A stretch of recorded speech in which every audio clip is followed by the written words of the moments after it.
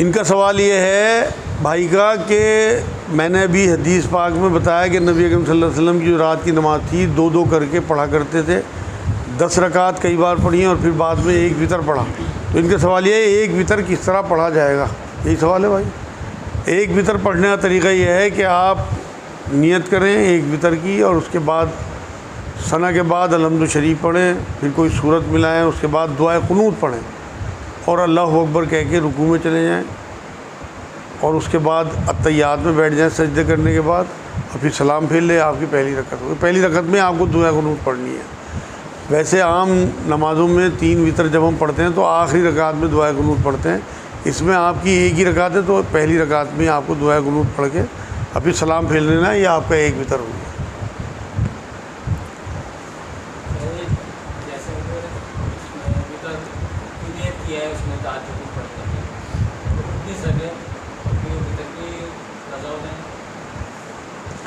ان کا سوال یہ ہے اٹھنے کی نیت کی، رات میں وتر چھوڑ دیے اور صبح کو آنکھ نہ کھلی اور قضا ہو گئی تہجد، تو وتر بھی قضا ہو جائیں گے؟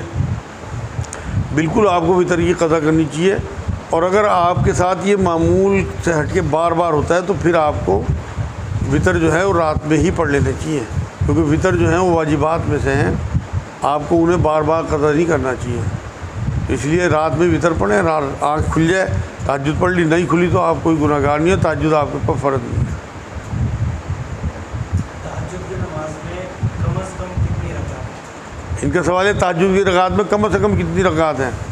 کم سے کم 2 پڑھ لیں آپ، کم یا زیادہ کا کوئی مسئلہ نہیں۔ نبی کا جو سنت طریقہ ہے وہ 8 رکعت اور 3 وتر، لیکن آپ کے اوپر کوئی پابندی نہیں ہے، آپ کم زیادہ کر سکتے ہیں اپنے حالات، اپنی نیند، اپنے ماحول کے حساب سے، لیکن اٹھیں ضرور، چاہے تھوڑا ہی وقت لگائیں۔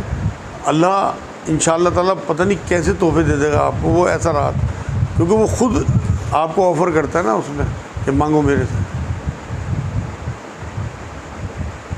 اچھا حضور پاک صلی اللہ علیہ وسلم کبھی کبھی 3 سے بھی زیادہ وتر پڑھی، 5 7 9 ان کی ترتیب کیسی ہوئی؟ ان کا سوال یہ ہے کئی بار 5 7 بھی وتر پڑھے ہیں حضور صلی اللہ علیہ وسلم نے، وہ اس کی وہ کیسے ہوگی ترتیب؟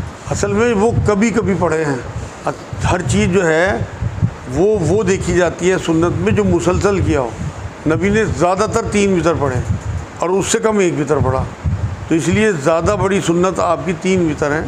کبھی اگر 5 کی بھی آپ کی نیت ہو تو آپ 2 وتر پڑھ کے سلام پھیر لیں، اس کے بعد 3 کی نیت باندھ لیں، یا 2 وتر پڑھ کے سلام پھیر لیں پھر 1 کی نیت باندھ لیں، وہ سب وتروں میں گنا جائے گا۔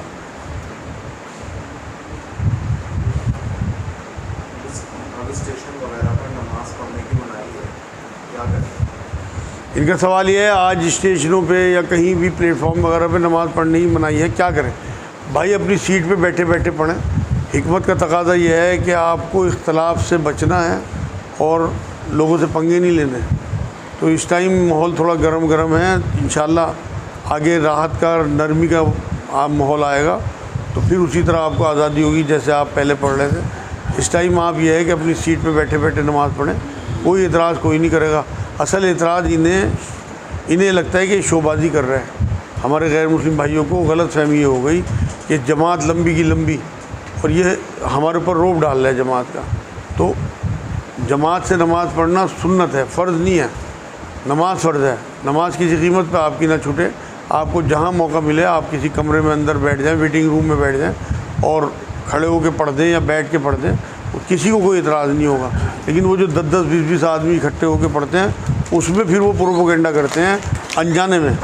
اصل میں یہ لوگ بھی معصوم ہیں، انہیں نہ اسلام کا پتہ نہ ہم نے انہیں بتایا۔ سوال ہے گاڑی میں بیٹھ کر نماز کیسے پڑھیں؟ قضا کر کے پڑھیں یا گھر میں جا کے پڑھیں؟ ان کا سوال یہ ہے کہ اگر گاڑی میں جا رہے ہوں یا جا رہی ہوں کوئی بھی تو وہ نماز کیسے ادا کریں؟ بھائی سواری پہ نبی اکرم صلی اللہ علیہ وسلم نے نماز پڑھی ہے تو آپ کو ایسا سفر اسٹارٹ کرنا چاہیے کہ آپ کی نماز قضا نہ ہو، آپ گھر سے پڑھ کے جائیں۔ یہ میں وضاحت کر دوں، سفر میں 2 نمازیں ملا کے پڑھی جا سکتی ہیں، نبی اکرم صلی اللہ علیہ وسلم کی سنت ہے۔ ظہر اور عصر کا ٹائم نبی نے ایک کر دیا کہ آپ ظہر کے اول وقت میں ہی پڑھ دیں عصر بھی، اگر آپ کا اتنا لمبا سفر ہے اور اپنی منزل پہ پہنچ کے آپ مغرب اور عشاء پڑھ دیں، اسی طرح مغرب اور عشاء کا ٹائم ایک کر دیا، تو آپ سفر کو خود ہی مینیج کریں کہ آپ نے کس طرح نماز پڑھنی ہے۔ اور اگر بائی دی وے آپ نے کار میں ہی نماز پڑھنی ہے تو آپ وضو کر کے بیٹھیں کار میں، اگر آپ کو اتنی شدت ہے کہ میں نے اپنے ٹائم پہ نماز پڑھنی ہے۔ اور اگر آپ کا وضو نہیں ٹکتا تو آپ ایک اینٹ کا کوئی ٹکڑا اپنے پرس میں رکھ لیں یا اپنی جیب میں رکھ لیں، اس سے تیمم کر کے نماز پڑھیں۔ لیکن نماز قضا کرنے کا جو تصور ہے اسلام میں نہیں ہے۔ اتنی آسانی سے سوال کر لیتے ہیں جی قضا کر دیں، اور کوئی دکھ نہیں ہوتا۔ اگر آدمی کا 50 کا نوٹ گر جائے یا 5 روپے کا گلاس ٹوٹ جائے بہت دکھ ہوتا ہے، ایک نماز قضا ہو جائے ہمارے دل پہ بھی کوئی اثر نہیں ہوتا۔ میرے پاس آنے والے لوگوں میں 95% لوگ یہ کہتے ہیں کہ جی ہم 4 وقت پڑھتے ہیں، فجر میں نہیں اٹھا جاتا۔ اگر سب کو امت کو یہ پتہ لگ جائے کہ روز 5,000 روپے 10,000 روپے فلاں گورنمنٹ کے دفتر کے باہر ملیں گے 5 بجے فجر کے ٹائم، ایک بھی آدمی اگر گھر رک جائے ٹکوں کے لیے نیند گوا دیں گے، نماز کے لیے نہیں۔ اس لیے آپ لوگ آنے والے جو ہیں وہ اپنے ذہنوں سے قضا نماز کا تصور غائب کر دیں۔ آپ کی کوئی نماز قضا نہیں ہونی چاہیے۔ جب میں نے آپ کو اتنی سہولیت بتا دی نبی کی حدیث سے کہ آپ ملا کے نماز پڑھ سکتے ہو، سفر میں نماز آدھی پڑھ سکتے ہو، تو اب آپ کی نماز قضا نہیں ہونی چاہیے۔ آپ کی نماز اگر مغرب کی نکل رہی تو آپ عشاء کے ساتھ ملا کے اپنی منزل پہ پڑھ دو جا کے۔ آپ کی اگر عصر کی نکل رہی تو یا تو پہلے پڑھ کے جاؤ یا عصر میں ظہر پڑھ دو، اور فجر تو آدمی ہوتا ہی ہے مقام پہ اپنے جہاں پڑھ دیتا ہے۔ یہ عصر کی نماز کے فرض کے بعد مغرب تک کی سنت ہے، کوئی نفل نہیں پڑھنی، سجدہ نہیں کرنا۔ ان کا سوال یہ ہے کہ عصر سے مغرب تک سجدہ نہیں کرنے کا حکم ہے، اس کی کیا وجہ ہے؟ بھائی یہ نبی اکرم صلی اللہ علیہ وسلم کا حکم ہے، کیونکہ اس سے پہلے بہت سی امتیں جو ہیں وہ سورج کی پوجا کیا کرتی تھی، تو سورج نکلنے کے ٹائم پہ اور سورج ڈوبنے کے ٹائم پہ سجدے کو منع کیا کہ لوگوں کو اندازہ نہ ہو کہ سورج کی پرستش کرنے والی قوم ہے، اس لیے اس ٹائم سے بچا دیا کہ اب باقی اپنا سب ٹائم کھلے ہیں۔ قضا وضا کا تصور ہی نہیں ہے اسلام میں، کیسی قضا یار؟ میں یہ تو بتا رہا، عمر قضا ہے ہی نہیں اسلام میں، یہ پتہ نہیں کہاں سے بنا دی لوگوں نے۔ نبی نے کبھی عمر قضا پڑھی ہے کسی صحابی نے پڑھی ہو؟ کبھی نہیں پڑھی، سب ہم نے اپنے بنائی ہوئی ہیں۔ عمر قضا کا سب سے بڑھیا تصور یہ ہے کہ آپ 2 رکعت نماز نفل پڑھو توبہ کے کہ اللہ میری پچھلی معاف کر دو، آگے کبھی نہیں چھوڑوں گا، بس یہ آپ کا قضاء عمری ہو گئی۔ جس اللہ نے آپ کی پچھلی نمازیں ڈیلیٹ کر دیں آپ کی توبہ پہ تو وہ پکڑ نہیں کرے گا آپ کو۔ میں نے تو الحمدللہ سن 97 میں توبہ کی تھی 2 نفل پڑھ کے، آج تک تو ایک بھی نماز قضا نہیں ہوئی الحمدللہ، 25 سال ہو گئے۔ تو اگر توبہ وہ قبول کر لے تو پھر وہ توفیق بھی ایسی دیتا ہے، لیکن یہاں سے نکلنی چاہیے توبہ، یہ نہیں زبانی ہم استغفار استغفار استغفار کرتے رہیں اور پھر وہی کام کرتے رہیں۔ ایک بار آپ نے اللہ سے کمٹمنٹ کر لیا کہ اللہ پچھلی معاف کر دو، آگے نہیں چھوڑوں گا، بس پھر پکا ہے اللہ میاں، آپ پکے ہو جاؤ، وہ پکا ہے، اس نے ایک بار معاف کر دیا وہ نہیں پکڑ کرے گا۔ لیکن اگر آپ اس کے ساتھ ڈرامے بازی کرو تو پچھلا پھر کھاتا کھول لے گا۔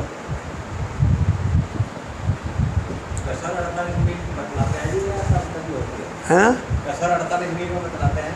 ان کا سوال یہ ہے قصر 48 میل میں بتاتے ہیں، یہ مقدار ٹھیک ہے بھائی؟ قصر تو آپ کی سفر شروع ہوتے ہی ہو جاتی ہے، آپ اپنی بستی سے نکلے 3 میل بعد بھی نبی اکرم صلی اللہ علیہ وسلم نے قصر پڑھی، 3 میل پہلے بھی پڑھی۔ تو اس لیے قصر کا جو معاملہ ہے آپ اپنی بستی سے نکلے اور آپ کی قصر شروع ہوئی۔ لیکن پھر بھی میں کہتا ہوں جس علاقے میں آپ رہ رہے اس علاقے کے علماء دین کا احترام کریں، ان کی بات کو 48 میل وہ بتاتے ہیں تو کوئی حرج نہیں ہے اس میں بھی، ان کے بعد بھی کوئی نہ کوئی حدیث اس طرح کی روایت ہوگی تو آپ انہیں فالو کریں جس سے کہ آپس میں اختلاف نہ ہو۔ بحث نہیں کرنی ہم نے کی سے بھی۔ سائنس کے حساب سے ایک دوسرے کی بیماری لگتی ہے جبکہ حدیث میں ہے کوئی بیماری اوپر نہیں لگتی، کیا یہ ٹھیک ہے؟ ان کا سوال یہ ہے کہ سائنس کے حساب سے تو جو ایک دوسرے کی بیماری کے بیکٹیریا وہ ٹرانسفر ہوتے ہیں، اور نبی اکرم صلی اللہ علیہ وسلم نے فرمایا کہ کوئی بیماری اڑ کے نہیں لگ سکتی۔ تو بھائی دونوں باتیں ٹھیک ہیں، نبی نے احتیاط بھی تو بتائی، کوڑی کے پاس جانے سے منع کیا نبی اکرم صلی اللہ علیہ وسلم نے۔ ایک بار آپ کے سوال پہ بعد میں آؤں گا، حضرت علی رضی اللہ تعالیٰ عنہ بہت تیز بخار سے اٹھے اور محفل میں آگے جب بیٹھے تو وہاں کھجوریں تھیں، تو انہوں نے کھجور اٹھانے کے لیے جو ہاتھ بڑھایا، باقی سب صحابہ کھا رہے تھے، تو حضور نے انہیں منع کر دیا کہ تم ابھی بخار سے اٹھے، تمہارے لیے کھجور صحیح نہیں ہے، تو وہ رک گئے۔ اس کے بعد گھر پہنچے تو وہاں چقندر بنا ہوا تھا، شوروا چقندر کا، تو حضور نے کہا یہ تمہارے لیے فائدہ مند ہے۔ تو اس کا مطلب احتیاط جو ہے، پرہیز جو ہے، نبی اکرم صلی اللہ علیہ وسلم کی سنت ہے۔ تو اس لیے اگر آپ کو پتہ لگے کہ فلاں کو فلاں بیماری ہے، مان لو کرونا ہی ہے، تو آپ کو احتیاط کرنی چاہیے، لیکن وہ جو نبی نے فرمایا کوئی بیماری اڑ کے نہیں لگتی، تو بہت زیادہ آپ کو احتیاط کرنے کی ضرورت نہیں ہے۔ اس کی وجہ یہ ہے کہ اگر بیکٹیریا آ بھی جاتا ہے تو وہ بیکٹیریا بھی اللہ کی مخلوق ہے، اسے بیماری میں تبدیل کرنا اللہ کے ہاتھ ہے، وہ کرے یا نہ کرے۔ آپ کا ایمان یہ ہونا چاہیے کہ اگر یہ میرے اوپر بیکٹیریا آ بھی گیا، سائنس کے حساب سے ٹرانسفر ہو بھی گیا، یہ بیماری نہیں بن سکتا جب تک میرے اللہ کا حکم اس میں شامل حال نہ ہو جائے۔ اب کتا دیکھ کے آپ ڈرتے ہو، بچتے ہو، اس سے کاٹ نہ لے، بالکل بچنا چاہیے، لیکن وہ کاٹ ہی نہیں سکتا آپ کو جب تک اللہ کے حکم اس کے اوپر نہیں لگے گا۔ کیا فرمایا قرآن میں اللہ نے کہ تمام مخلوق کو اللہ نے پیشانی سے پکڑا ہوا ہے، اس کتے کی بھی تو پیشانی اللہ ہی کے ہاتھ ہے، وہ کاٹ ہی نہیں سکتا آپ کا، لیکن پختہ یقین ہو کہ میرا اللہ میری حفاظت کرنے والا ہے۔ احتیاط کرنے کے بعد آپ کا توکل اللہ پہ ہو۔ کئی بار ایسا موقع ہوتا ہے کہ ہوٹل وغیرہ میں یا کسی ایئرپورٹ وغیرہ میں پانی جو ہے ہاتھ میں دھوتے ہیں، پیر نہیں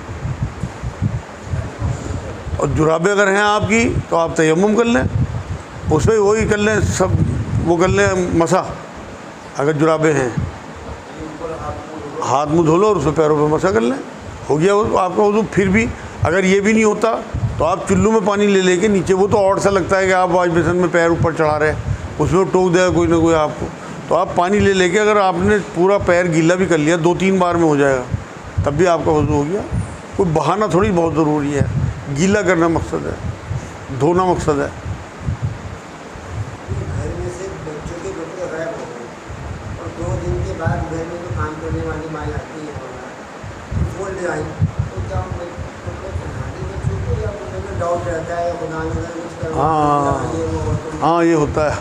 ان کا سوال یہ ہے کہ بچوں کے کپڑے غائب ہوئے گھر سے، 2-3 دن بعد کام کرنے والی بائی انہیں اٹھا لی کہ یہ مل گئے کپڑے، تو کیا انہیں بچوں کو پہنا دیں؟ بھائی یہ آپ کے اپنے ایمان کے اوپر ہے، کوئی بھی جادو اللہ کی مرضی کے بنا نہیں ہو سکتا۔ لوگوں میں اڑی ہوئی ہے کہ اترے ہوئے کپڑوں پہ جادو ہو جاتا ہے۔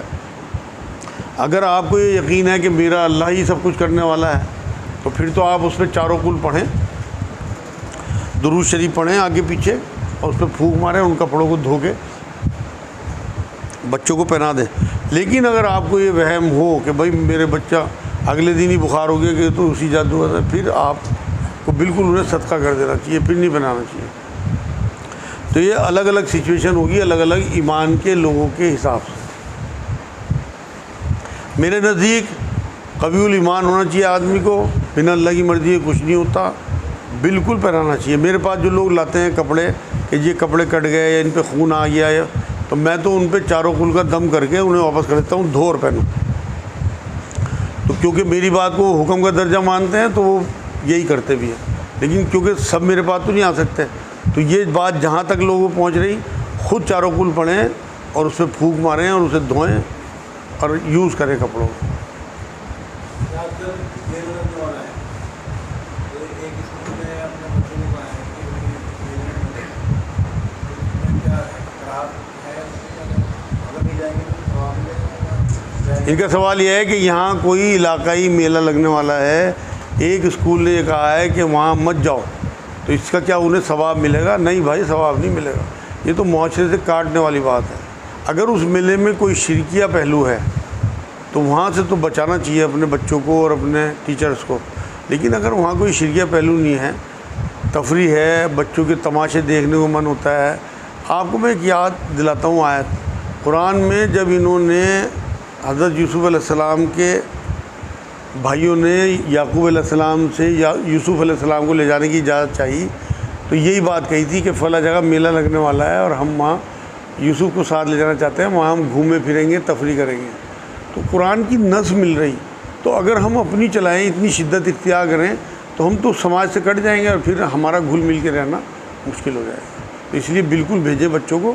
اگر وہاں کوئی شرکیہ پہلو آپ کو دکھے یا کوئی روحانیت دکھے, کوئی ننگا پن دکھے تو اس سے بچائیں. شرک میں تو ہم لوگوں کا بچے تو جائیں گے تو میلے میں جائیں گے. بس کوئی حرج نہیں ہے. میں نے تو آپ کو قرآن کی نص دے دی, اس سے بڑی اور کیا بات ہوگی. داڑھی نہ رکھنے کی عذاب کیا ہے؟ ان کا سوال یہ ہے داڑھی نہ رکھنے کا عذاب کیا ہے. یار تم لوگ یہ سوال بار بار کر کے مجھے پھنسوانے کے چکر میں ہو, مجھے مروا دیں گے لوگ. یہ تو ویسے ہی بہت پیچھے لگ رہے ہیں. دیکھو جی, یہ حدیث سنی ہے میں نے کہ داڑھی نہیں رکھنے والا جنت میں نہیں آنا. انہوں نے بہت ہو جاتی ہے. انہوں نے کہا ہے کہ انہوں نے کوئی حدیث سنی ہے کہ داڑھی نہ رکھنے والا جنت میں نہیں جائے گا اگر وہ بنا داڑھی کے فوت ہو گیا. بھائی ایسی کوئی حدیث میں نے تو پڑھی نہیں. اگر آپ کے پاس اس کا حوالہ ہو اور وہ واقعی صحیح حدیث ہو تو بالکل آپ کو داڑھی رکھنی چاہیے. میں نے کوئی حدیث نہیں پڑھی, مطلب اس سے ملتی جلتی بھی نہیں پڑھی کہ جو داڑھی نہ رکھے وہ ہم میں سے نہیں, یا جو داڑھی نہ رکھے اس کی ہلاکت ہو, یا جو داڑھی نہ رکھے وہ جنت میں نہیں جائے گا یا دوزخ میں جائے جیسے آپ بتا رہے. کوئی حدیث میں نے نہیں پڑھی. حضور نے یہ تو حکم دیا کہ داڑھی بڑھاؤ, مونچھیں ترشواؤ, یہود کی مخالفت کرو. تو اس لیے داڑھی رکھنی چاہیے میرے حساب سے, نبی کی سنت ہے. لیکن اس طرح کی باتیں کرنا کہ جنت میں نہیں جائے گا, اس کی بخشش نہیں ہوگی, یہ ہو جائے گا, یہ سب اللہ اس کے رسول پہ بہتان ہے. اور نبی نے بات فرمائی جو مجھ سے جوڑ کے کوئی بات جھوٹ پھیلائے وہ اپنا ٹھکانہ جہنم بنا لے. تو یہ حدیثیں جھوٹی بیان کرنے والے, اس طرح کے فتوے بیان کرنے والے کہ وہ جنت میں نہیں جائے گا یا نبی اکرم صلی اللہ علیہ وسلم کے دل پہ اس طرح چلتا ہے, یہ باتیں میں نے سب سن رکھی ہیں. یہ سب اپنے آپ کو دوزخ میں لے جانے والی بات ہے. اس کی تو کوئی ادا پسند آ گئی اللہ کو بنا داڑھی والے کی, وہ تو بخش دے گا اسے, وہ پھنس جائے گا جن نے جھوٹی حدیثیں بیان کری ہوں گی. آپ یہ دیکھو کہ پچھلی صدی کا بہت بڑا مفکر اقبال رحمۃ اللہ علیہ داڑھی نہیں تھی, اور دین کے لیے آخری تک بہت ساری چیزیں دے گیا. شعر ایسے اترتے تھے اس پہ, ان کا کہنا یہ ہے کہ جیسے اللہ کی طرف سے الہام ہو رہا ہو, وہی اتر رہی ہے. وہی تو نبیوں کے ساتھ ختم ہو گئی, مگر الہام قیامت تک رہے گا. اور ایسے ایسے شعر ہیں واقعی, مطلب اگر آپ اس کے شعروں میں غوطہ زن ہو جاؤ تو آپ رو رو کے آپ کا برا حال ہو جائے. قرآن کی آیتیں, حدیث پاک اس طرح سے اس کے شعروں میں گتھی ہوئی ہیں کہ آپ یقین کرو کہ آپ کا ایمان تر و تازہ ہو جائے. بنا داڑھی کا بندہ تھا, اللہ کو پتہ نہیں کیا عادت پسند آ گئی. دیکھو ایک اور بات بتاؤں میں آپ کو, ایک قرآن کی آیت ہے, اللہ نے کہا کہ میں شرک کے علاوہ تمام گناہ معاف کر سکتا ہوں. اب اگر کوئی یہ کہے کہ بنا داڑھی والا جنت میں نہیں جائے گا تو وہ اللہ پہ الزام لگا رہا ہے. معاذ اللہ کہ اللہ جھوٹا ہے, انہوں نے قرآن میں یہ بات کیوں کہی. یار اللہ قرآن میں کہتا کہ بھائی جو داڑھی نہیں رکھے گا وہ جنت میں نہیں جائے گا. وہ یہ کہہ رہا ہے کہ شرک کے علاوہ تمام گناہ معاف کر سکتا ہوں. اس کی اپنی مرضی کے اوپر ہے, تو وہ بنا داڑھی والوں کو سب کو معاف کر دے, پکڑ لے داڑھی والوں کو سب کو پکڑ لے. اب کوئی آپ ایمانداری سے ایک بات بتاؤ کہ جو بنا داڑھی والا 5 وقت کا نمازی, اللہ سے ڈرنے والا, اللہ کی خشیت میں آنسو بہانے والا, وہ اچھا ہے یا وہ داڑھی والا جو نماز نہیں پڑھ رہا, شراب پی رہا ہے, یا سٹے لگا رہا ہے, جوا کھیل رہا ہے؟ وہ بتا دو, بتاؤ ایمانداری سے. وہ منافق ہوا بھائی.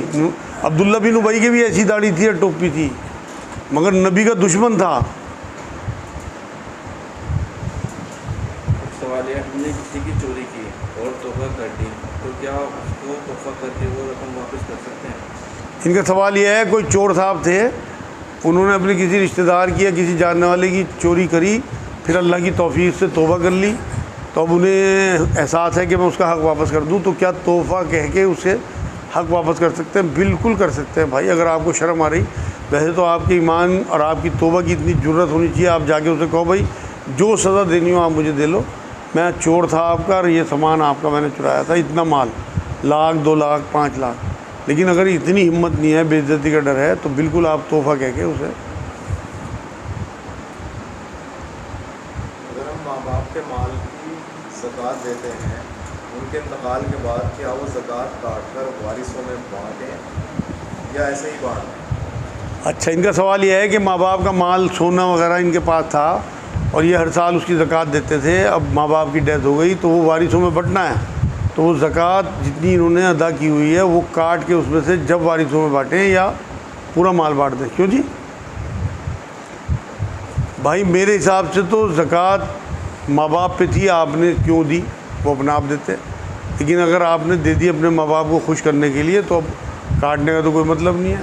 لیکن اگر آپ کی مجبوری ہے اور آپ کی ضرورت ہے تو آپ وارثوں کے سامنے بات رکھ دو، اگر وہ خوشی سے آپ کو اجازت دے دے تو آپ اتنا رقم اپنی کاٹ لو اور باقی بانٹ دو، اور اگر وہ اجازت نہیں دیتے تو انہوں نے نہیں کہا تھا آپ سے کہ آپ اس کی زکوٰۃ دو، پھر آپ کو نہیں کاٹنی چاہیے۔ ویسے اس طرح کے وارث نہیں ہوتے ماں باپ، جو لوگ اس طرح سے آپس میں بٹوارہ کرتے ہیں بعد میں اور عزت کے ساتھ اور محبت کے ساتھ، تو تمام وارث جو ہیں وہ ایک دوسرے کا احترام کرتے ہیں اور بات رکھ لیتے ہیں۔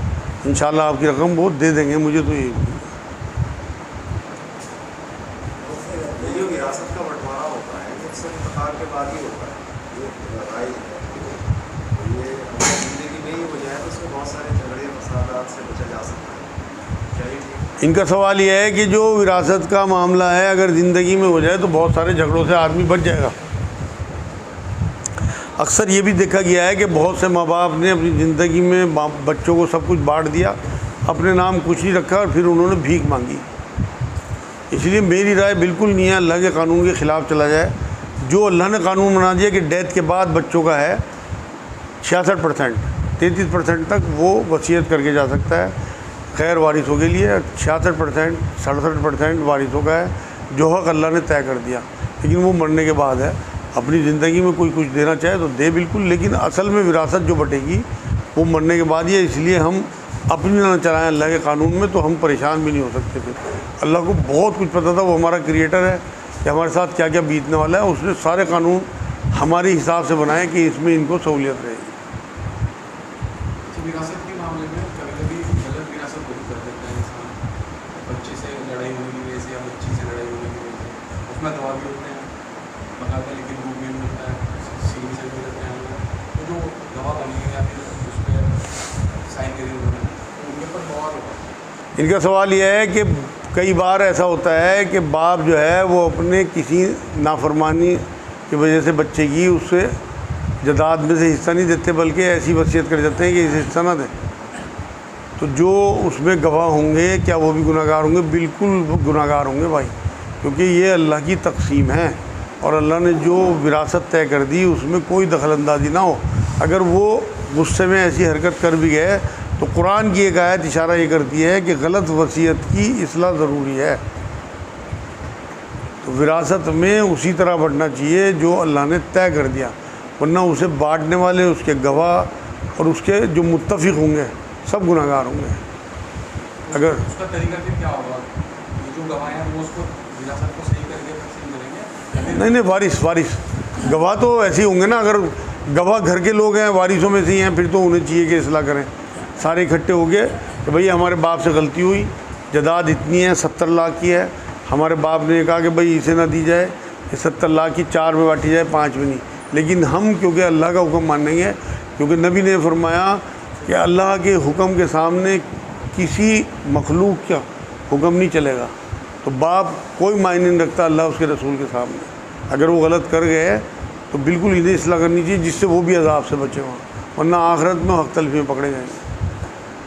وہ کہتے ہیں کہ جیسے کہ اللہ کے رسول صلی اللہ علیہ وسلم خواب میں آئے اور آپ فلاں چیز فلاں کو پہنچا دیں، تو کیا تصدیق کریں یا مطلب خواب کی سن کے دے دیں یا کیا؟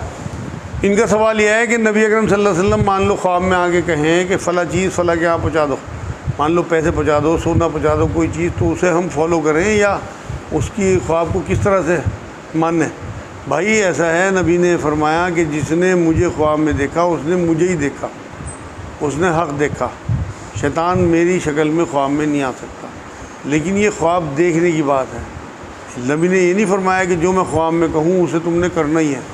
حضرت جعفر، امام جعفر صاحب جو شیعوں کے امام ہیں، ہمارے بھی امام ہیں، ان کے پاس ایک شخص آیا کہ میں نے رات خواب میں دیکھا کہ حضور نے آ کے مجھے حکم دیا کہ تو شراب پی، تو انہوں نے کہا تو نے غلط سنا ہوگا، نبی نے آ کے یہ کہا ہوگا تو شراب مت پی، تیرے سننے میں فرق ہوگا۔ تو ہمارے خواب میں ہم نے کیا چیز صحیح سنی کیا نہیں سنی، کیونکہ خواب کی شریعت میں کوئی حقیقت نہیں ہے، تو اس لیے اگر آپ نے نبی کو دیکھا تو آپ نے نبی کو ہی دیکھا، یہ تو آپ کا ایمان ہونا چاہیے، لیکن اس کے علاوہ آپ ان کی اس بات کو فالو کریں کہ جو آپ کے کان میں پڑ گئی، وہ بالکل بھی نبی نے کسی حدیث میں نہیں فرمایا۔ تو اس لیے اس بات سے بچو آپ۔ مان لو کسی رکشہ والے کے خواب میں آ کے نبی نے کہا ہو کہ بھائی تو 50,000 روپے فلاں جگہ دیا، وہ کہاں سے لایا ہوا، اس کے اپنے گھر میں کھانے کو نہیں ہے، اس لیے اس کی حقیقت نہیں ہے۔ نبی یہ کہیں کہ بھائی فلاں کے یہاں جا کے معاذ اللہ اتنی چرس دیا، کیسے؟ وہ قانون کے خلاف ہے۔ تو اس لیے نبی کو دیکھنا الگ بات ہے، اور خواب میں ان کی کوئی بات آپ سن لیں، آپ کے کان میں شیطان کوئی الٹا سیدھا ڈال دے، کیونکہ یہ نہیں کہا نبی نے کہ جو میں بولوں وہ میں ہی بول لوں گا، شیطان نہیں ہو سکتا۔ یہ کہا کہ جس نے مجھے دیکھا اس نے مجھے دیکھا، میرا خواب جو ہے سچا ہوگا، لیکن فالو نہیں کرنا بات کو اس طرح سے۔ ایک چیز یہ ہے کہ جب وہ حرام بھی نہ ہو کہ اور اس میں مطلب آپ کی استطاعت میں بھی ہو اور حرام نہ ہو تو بالکل آپ کو کرنا چاہیے، لیکن وہ بھی آپ کے اوپر نفل ہے، فرض نہیں ہے، وہ بھی آپ کے لیے اوپر نفل ہے، کرو گے ثواب ملے گا۔ نہیں وہ تو کسی کو 50,000 کا حکم دے اللہ میاں، اور وہ ہے لکھپتی، وہ جا کے دیا ہوئے اسے، تو بالکل اجر ملے گا انشاءاللہ، نہیں کیا تو کیا کوئی گناہ نہیں۔ یہی تو میں بتا رہا، نہ کرنا کوئی گناہ نہیں، کرو گے ثواب ہے۔ سر میرا سوال پورا ہو جائے گا۔ وہ ہم نے دواؤں کے بارے میں پوچھ رہا تھا، ان کو مطلب گناہ پہ ہے، ان ایک شریف لوگ ہیں عجیب نظار ہیں معاشرے کے، لیکن انہیں شریعت کا پتہ نہیں اتفاق سے، اور اکثر وہ وراثتوں میں اس طرح دوا بنتے ہیں۔ ایک حدیث سنو پہلے، نبی نے فرمایا تمام مسلمان مرد عورت پر علم کا حصول فرض ہے۔ اگر آپ ٹرین میں چڑھ گئے اور آپ کے پاس ٹکٹ نہیں ہے، آپ ٹی ٹی سے کتنا ہی کہتے رہنا کہ مجھے پتہ نہیں تھا ٹکٹ نہیں لیا جاتا، یا ٹکٹ لیا جاتا ہے، آپ کو جیل میں ڈالے گا، رسید کاٹے گا آپ کی جرمانے کی، تو بس اللہ بھی یہی کہے گا، کتنا ہی کہتے رہے جی ہمیں تو پتہ نہیں تھا، وہ کہے گا پتہ کیوں نہیں کرا، میرا نبی کہہ کے کیا تھا کہ تمام مسلمان مرد عورت پہ علم کا حصول فرض ہے۔ اپنی معاش کے لیے دیکھو، آپ 12 15 سال لگاتے ہیں اسکولوں میں اللہ کی شریعت سیکھنے کے لیے، ہمارے پاس 1 گھنٹہ بھی نہیں کہ ہم جمعے کو یہیں اکٹھے ہو جائیں ٹائم سے۔ جو خاندانی لڑائیاں ہوتی ہیں وراثت کے اوپر، ان دواؤں کی وجہ سے، ظاہر سی بات ہے کہ تو وہ بھی ملوث ہیں، سب ملوث ہیں۔ سب سارا بوال ان کے ارے میرے بھائی، حضور نے فرمایا حرام سے پلا ہوا جسم آگ کے لیے ہے، تو جو اپنے بھائیوں کا بہنوں کا حق مار کے اپنی اولادوں کے پیٹ میں بھر رہے ہیں، وہ یہاں خوش ہوتے رہیں کہ ہمارے پاس ہم پالا گاڑی آ گئے، ہمارے پاس فلاں پلازا ہم نے بنا لیا، ہماری فلاں کوٹھی بن گئی۔ اصل تو وہاں دیکھو نا، وہاں کیا بنے گا تمہارا حق تلفی کا، تو آپ یقین کرو اللہ نمازیں معاف کر دیں گے۔ یہ حدیث سے میں بتا رہا، قرآن کی آیت تو ہے شرک کے علاوہ تمام گناہ معاف کر سکتا ہوں، لیکن حق تلفی کے بارے میں حدیث یہ ہے کہ اللہ میاں پلہ جھاڑ لیں گے کہ بھائی یہ معاملہ تم خود نمٹو آپس میں، ہاں نماز روزہ حج زکوٰۃ میرے سے معاف کرا لو، لیکن یہ تو معاملہ تم خود نمٹو، اس میں کوئی بھائی بھی نہیں، وہاں اختیار ہی نہیں ہوگا کہ آپ اپنے بھائی کو معاف کر دو، کر ہی نہیں سکتے، یہاں کر دو۔ اسی لیے کہتا ہوں پیر پکڑ کے معافی مانگ لو، مال دے کے، تحفے دے کے پٹا لو، رو کے پٹا لو، ایک دوسرے کو معاف کر دو، وہاں آپ کے اختیار میں نہیں ہوگا۔ کئی امام وغیرہ اس طرح کی بات کرتے ہیں، مجھے بتاتے ہیں کہ بھائی آخرت میں ایسا ہوگا کہ ایک آدمی کے پاس ایک ہی نیکی ہوگی، دونوں کو سب زیادہ ہوگا، دوسری طرف ایک آدمی کو ایک نیکی کی ضرورت ہوگی، تو کہہ دے گا تم ایک نیکی لے لے، اور وہ نیکی دے دے گا اس کو، وہ ہمت چل جائے گا، اور اللہ تعالیٰ کو اس کی یہ ادا بن جائے گی کہ یہ ہمت کی قوالی دے رہا ہے، اس کو بھی عزت دے گا۔ تو کیا سب ایسا ہے کہ آخرت میں بھی کوئی اپنے عمل کے بدولت چلا جائے؟ دیکھو ایسا ہے کہ یہ سب اصطلاحات ہیں، لوگوں نے لوگوں کو موٹیویشن کے لیے بنائی ہوئی ہیں۔ اصل بات یہ ہے کہ اوتھینٹسٹی اسی چیز کی ہے جو قرآن میں یا حدیث میں آئی ہے، تو آپ صرف اسی فالو کرو، ان کہانی قصوں کے چکر میں نہیں پڑنا۔ دین کہانی قصوں کا نام نہیں ہے، دین عمل کا نام ہے اور اللہ پہ توکل کا نام ہے، رسول اللہ کی سنت کا نام ہے۔ اگر رسول یہ بات فرما کے جاتے تو ہمارے یہاں پہ لکھی ہوئی ہونی چاہیے، لیکن اگر کوئی صاحب ہمارے بزرگان دین موٹیویشن کے لیے اس طرح کی چیزیں لکھ گئے تو یہ عام لوگوں کے لیے ہیں۔ آپ پڑھے لکھے لوگ ہو، دو چار کی طرح دین کو سیکھو، خود پڑھو، سن کے نہیں، سنی بننا۔ میرے استاد تو یہ کہتے ہیں جو سنی ہیں وہ ہیں جن کے دماغ سن کے سنی ہو گئے. خود پڑھو، اسلام پڑھنے کی چیز ہے. اگر آپ خود پڑھو گے تو آپ مسلمان ہو گے، سنی شیعہ نہیں ہو سکتے. گارنٹی ہے اس بات کی. ذہن کھل جائے گا، براڈ مائنڈیڈ ہو جاؤ گے، چیزوں کو سمجھنے لگو گے. علماء دین کے پاس جب جاؤ گے جب کہیں پھنسو گے، ورنہ پھنسنے کی نہیں انشاءاللہ. پھنسنا چھٹی، نہ ہی کوئی حدیث نہیں ہے. میں نے نہیں پڑھی بالکل. ہاں ارے کیسے ہو جائے گا؟ وہاں تو اختیار ہوگا ہی نہیں، چاہ کے بھی نہیں معاف کر سکتے. اور وہاں تو ایک دوسرے کو پڑھی ہوگی. وہاں تو جنت میں بھی جانے کے لیے اگر ایک نکی بھی ہوگی اس کے درجے بڑھ جائیں گے. تو کیسے دے گا کسی کو؟ اور ہو سکتا ہے بھائی اس طرح کی کوئی بات کسی نے کس طرح لکھ دی. بس وہ مانتے ہوں بھائی. بات یہ ہے نا کہ اتنا مانو جتنا نبی بتا گیا، دین اتنا ہی ہے. یہ کوئی حرام کمائی کا تحفہ دے تو کیا لے سکتے ہیں؟ ان کا سوال یہ ہے کسی کی حرام کمائی اور وہ ہمیں تحفہ دے تو کیا لے سکتے ہیں؟ بھائی آپ اس گمان کے ساتھ لکھ سکتے ہو کہ اس کی حلال کمائی بھی تو ہے. مان لو کوئی افسر ہے اور اس کو رشوتیں لیتا ہے تو اس کی سیلری بھی تو ہوگی. اور اگر پھر بھی آپ کا دل نہیں مانتا تو آپ اس سے لے لو، کسی کو صدقہ کر دو، اس نیت سے کہ اگر یہ پاک ہوئی تو اسے ثواب مل جائے، ناپاک ہوئی تو میری جان بچی اس سے. ماں باپ کی زندگی میں اگر وہ باقی اولاد کے ساتھ ٹھیک ہیں، ایک کے ساتھ نہ ہوں، تو کیا عدالت جا سکتے ہیں جائیداد کے بٹوارے کے لیے؟ ان کا سوال یہ ہے کوئی لڑکا ہے دوسرے بھائی کے ساتھ ماں باپ ٹھیک ہیں، اس کے ساتھ ٹھیک نہیں ہے، تو کیا وہ اپنا حق لینے کے لیے جائیداد وغیرہ میں عدالت کا دروازہ کھٹکھٹا سکے ماں باپ کے خلاف؟ یہی ہے نا. بالکل نہیں کھٹکھٹا سکتا بھائی. ماں باپ جو ہیں وہ جب تک زندہ ہیں وہ مالک ہیں. وہ کسی کو دیں، اس کی خدمت سے خوش ہو گئے، اس کے برتاؤ سے خوش ہو گئے، ان کی مرضی ہے. عزت، مال، محبت وہ ان کے اپنے اختیار کی چیزیں ہیں ساری. آپ میں اپنی کمی ڈھونڈنی چاہیے آپ کو، نہ کہ عدالت کا دروازہ کہ آپ میں کیا کمی ہے جو ماں باپ آپ سے دور ہو گئے. اس لیے میری رائے نہیں ہے بالکل کہ آپ عدالت کا دروازہ کھٹکھٹائیں اور اپنے ماں باپ کو اس آخری عمر میں تکلیف دیں. دینے کے تو تب بھی نہیں آپ کو، نہ آپ جیت سکتے ہو، لیکن ان کا دل ٹوٹ جائے گا آپ کی طرف سے. اور یہ کیسی اولاد ہے جو ہمیں عدالتوں میں کھینچ رہی ہے. تو اس لیے اس سے بچیں. اور ان کی ڈیتھ کے بعد تو وراثت آپ کو بٹنی ہے، وہ تو اللہ کا حکم ہے. سوال یہ قضا ہوئے رمضان کے روزے کیسے رکھتے ہیں؟ پہلے بات کے رمضان کی ہے، شروع کے رمضان؟ ان کا سوال یہ رمضان میں جو روزہ قضا ہوتے ہیں شروع کے پہلے رکھیں یا بعد کے پہلے رکھیں؟ بھائی شروعات سے شروع کریں. جو شروع میں قضا ہوئے، مان لو پچھلے رمضان کے آپ کے باقی ہوں، ویسے تو اگلے رمضان سے پہلے آپ کو رکھ لینا چاہیے قضا ہوئے ہوئے روزے، مگر یہ فرض نہیں ہے. اگر آپ نہیں رکھ پا رہے تو آپ اگلے رمضان میں رکھ سکتے ہو، لیکن رکھنے چاہیے آپ کو شروع سے ہی. جو پہلے قضا ہوئے ہوئے پہلے رکھیں، جو بعد میں قضا ہوئے بعد میں. ایک سوال ہے میرا. حضور علیہ السلام نے فرمایا کہ جب جبریل علیہ السلام پڑوسیوں کے حقوق بتاتے تھے تو مجھے ایسا محسوس ہوا کہ کہیں وراثت میں بھی ان کا حصہ نہ رکھے. ایک کوئی حدیث، اور دوسری حدیث کہ اگر کوئی پڑوسی بھی کسی پڑوسی کے گھر میں کام جھام کرے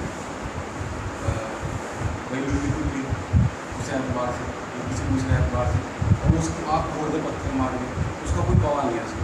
اس لیے ان چیزوں سے بچو. وہاں بھی پڑوسی اور وہاں بھی پڑوسی. دیکھو ان کا سوال سمجھ گیا بھائی. ایک حدیث تو یہ ہے کہ پڑوسی کو وراثت میں حصہ نہ دے دے اللہ. نبی اکرم صلی اللہ علیہ وسلم کہہ رہے تھے کہ مجھے اس بات کا اندیشہ ہوتا تھا. جبرائیل اتنے حق بیان کرتے تھے پڑوسیوں کے. اور دوسرے کہ اگر کوئی تاک جھانک کرے پڑوسی کے گھر میں پڑوسی تو اس کی آنکھ بھی پھوڑ دے تو اس سے کوئی معاوضہ نہیں ہوگا اس کا. دیکھو پہلی حدیث جو ہے نا وہ پڑوسیوں کے حقوق بیان کرتی ہے کہ آپ کو یہ موٹیویشن کیا جا رہا ہے، ٹیچنگ دی جا رہی ہے کہ پڑوسیوں کو بہت زیادہ آپ نے جو ہے ان کو اوبلائز کرنا ہے، ان کو عزت دینی ہے، کیونکہ بھائیوں سے پہلے وہی آئیں گے آپ کے پاس اگر کوئی مصیبت آتی ہے. تو اس لیے جبرائیل علیہ السلام پڑوسیوں کے حقوق بیان کرتے تھے. دوسری جو حدیث ہے وہ پردے سے متعلق ہے کہ اسلام میں پردے کی اتنی اہمیت ہے. اگر کوئی آپ کے گھر میں تاک جھانک کرتا ہے، نامحرم عورتوں کو تاکتا ہے، تو اگر آپ نے کوئی ایسی حرکت کر دی کہ اس کی آنکھ پھوٹ جائے، آپ نے کوئی ڈنڈا یا کوئی پتھر پھینک کے مار دیا، آپ کو تو نہیں پتہ کون ہے، اور پتھر آپ نے مار بھی دیا، تو اس تاک جھانک کرنے والے کا جو بھی نقصان ہوگا اس کا آپ سے کوئی بھرپائی نہیں کرائی جائے گی آخرت میں. تو دونوں حدیثیں بالکل ٹھیک ہیں. ایک حقوق سے متعلق ہے اور ایک پردے سے متعلق. ٹائم دیکھ لو جی کیا ہو گیا آج. بس اور تو سب ہو گیا جی آج کے لیے انشاءاللہ اتنے کافی ہے. باقی اگلے ہفتے وما علینا الا البلاغ. اگلے ہفتے بھی انشاءاللہ نماز 8:30 بجے ہوگی.